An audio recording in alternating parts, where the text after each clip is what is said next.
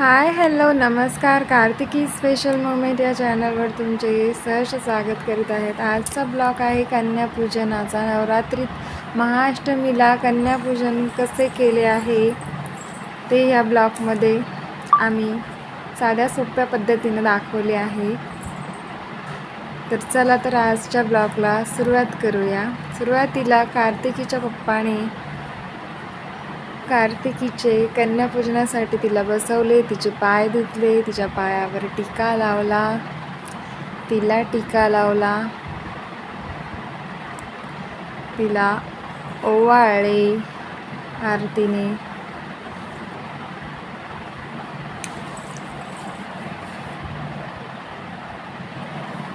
व त्यानंतर कार्तिकीच्या पप्पाने तिच्या पाया पडले. व कार्तिकीचे कन्यापूजन झाल्यानंतर कार्तिकीची छोटी दिदी शिवशू दिदीचे देखील कन्यापूजनासाठी शिवशू दिदी बसली, तिचे पाय धुतले, तिच्या पायावर टिका लावला, तिला टिका लावला.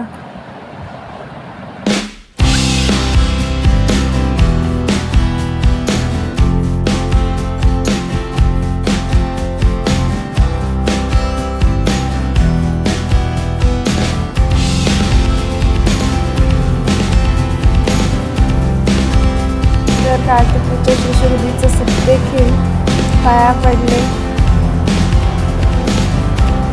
व तिला देखील ओवाळलं.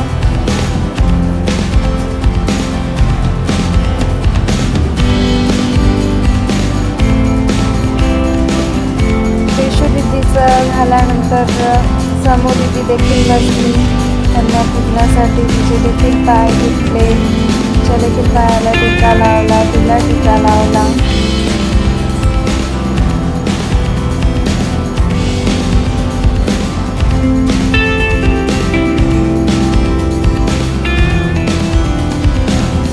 तिला देखील ओवाळलं.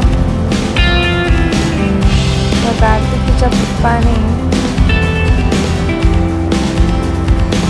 तिचे देखील पाया पडले.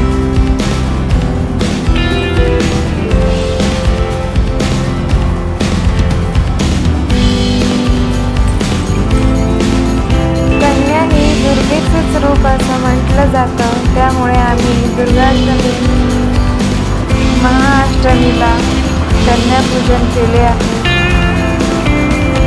व त्याबरोबरच आम्ही नवमीला कुमारिका देखील जेवू घालतो.